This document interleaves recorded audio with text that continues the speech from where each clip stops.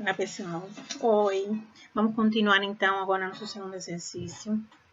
Esse segundo exercício, ele, como o nome fala, aprendendo a armazenar vários elementos. Vocês, no primeiro exercício, aprenderam a armazenar já vários elementos, só que eram só 2 elementos. Agora, vamos imaginar que temos muitos mais elementos. São muitos e... se existe uma maneira mais eficiente de armazenar, é isso que vamos fazer com esse segundo exemplo. Esse segundo exemplo, ele vai trazer à tona o uso da repetição. No primeiro exemplo, embora a gente sabia que podia fazer uso da repetição, era um pouco desnecessário, porque eram 2 elementos. Agora, vamos ter mais elementos e vamos ver que é interessante utilizar a repetição para fazer o percurso, né? Vamos primeiramente ler esse problema aqui e tentar entender. Ele é bem simples também. Estamos começando com alguns exercícios que são mais simples e na medida que vai evoluindo, a gente vai fazendo exercícios com maior dificuldade. Essa seria a ideia. Vamos lá. Agora que você já sabe criar um vetor e armazenar algo nele, vamos aprender a colocar vários elementos, múltiplos elementos. Para isso, vamos usar uma repetição. Como sabemos quantos elementos o vetor tem, vamos usar um for. Durante as aulas, vimos que o uso do for ele é bem atrelado ao vetor. Embora não é obrigatório, não é que sempre somos obrigados a usar o for, mas naturalmente o for ele se comporta de uma maneira que a lógica pode ser muito bem aproveitada para usar como vetor. Então, por isso a dica, o conselho é, a maioria das vezes, sempre que puder, utilize repetição contada para percorrer o vetor. Vamos usar uma variável de controle do for como índice.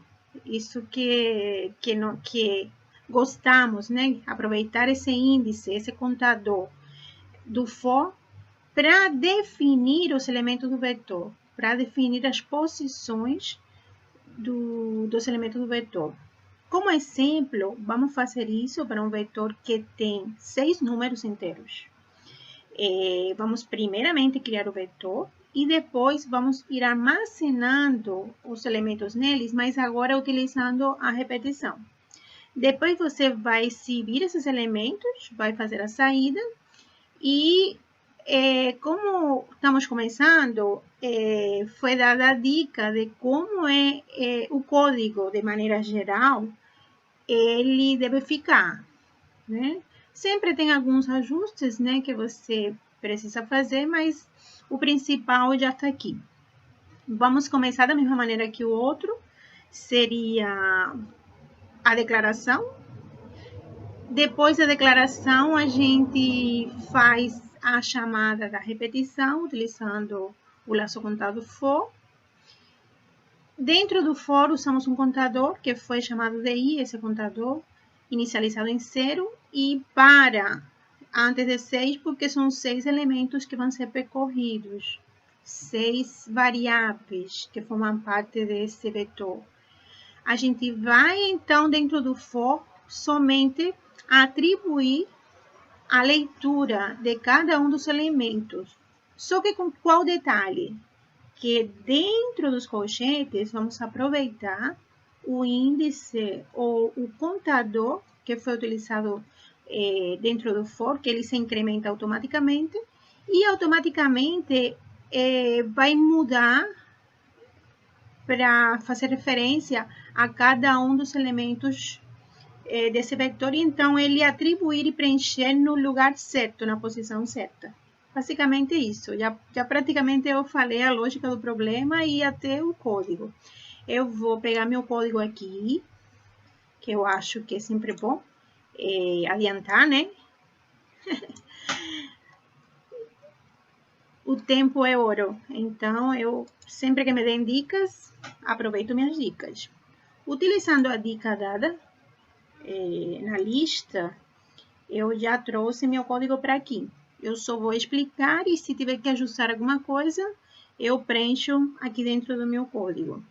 Antes de continuar vendo se meu código está certo, eu vou ver se a minha lógica ela se corresponde com o exemplo de entrada e o exemplo de saída. Se corresponde, eu acho que então consegui entender e estou pronta para desenvolver. É a primeira coisa que nós ensinamos a fazer. Bom, vamos lá. O exemplo de entrada, ele tem vários números inteiros, né? Então, a primeira coisa é saber que são esses números inteiros. Como foi falado aqui no programa, o programa ele vai receber cada um dos valores do vetor. Ele vai receber. Como o vetor tem tamanho 6, ele deve receber 6 números. Se vocês olharem aqui no exemplo da entrada, vocês têm 6 números, exatamente 6 números. Então, a única coisa que ele está fazendo é fazendo a leitura, o usuário vai digitando cada um desses números, e esses números eles vão entrando e a gente coloca, através da atribuição, dentro do vetor. A gente vai preenchendo. E o interessante é que a gente vai preenchendo no seu lugar, na sua posição, na sua ordem. Na ordem que o usuário vai digitando, são as posições que automaticamente a gente vai associar o vetor, aqui embaixo seria o índice, e os elementos vão ser referenciados por essa ordem. Então, os elementos entram e depois eles saem aqui na direita. Eu preciso imprimir. O que está faltando aqui nesse código? Agora que falta, eu preciso imprimir a saída. Para imprimir a saída, eu poderia fazer, como a gente fez no exercício anterior, ir fazendo alerte de cada um dos elementos. Alerte, por exemplo, a gente fez assim, não foi? Alerte, primeiro elemento, né? Depois, alerte do segundo elemento. Agora, no exercício anterior, a gente só tinha 2 elementos, mas agora a gente tem 6 elementos. Se nós temos uma repetição que permite que a gente não precise fazer 6 vezes o mesmo código, o mesmo procedimento, a gente faz uma única vez, então para que eu vou ficar fazendo tantos alertes? O meu conselho como professora é não fazer 6 alertes, por favor, nem fazer esse processo quando temos muitos elementos e aproveitar o mesmo for. A gente pode até fazer, eu vou fazer outro for, porque fica mais esclarecido, fica mais claro. Aí eu vou fazer outro for, que seria para saída. Eu vou até chamar esse for de saída. Ele vai imprimir os dados. Eu vou fechar meu for. Só que vejam aqui dentro, eu não posso deixar 0, porque 0 só vai imprimir sempre o primeiro elemento. Eu preciso colocar um contador, que seria o índice I, que vai permitir que a cada incremento do contador, ele vai procurar a variável próxima, a variável certa. Ele vai imprimindo cada um dos elementos do vetor.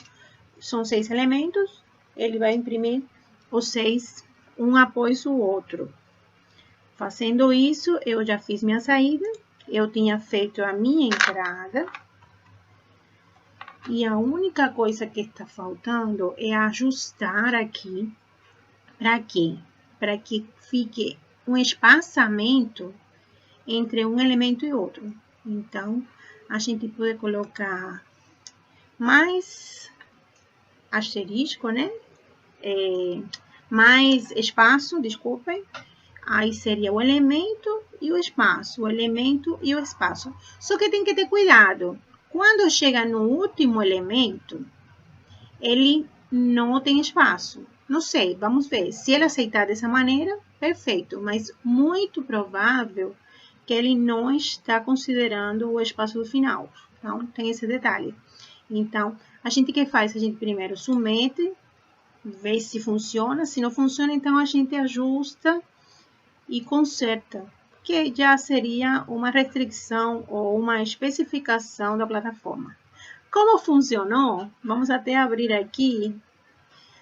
Então, não precisamos ajustar, mas tem que ter cuidado, porque dependendo do exercício, eles exigem que esse espaço do final não seja impresso. Então, pode dar erro, a carinha não ser feliz, embora o programa esteja certo.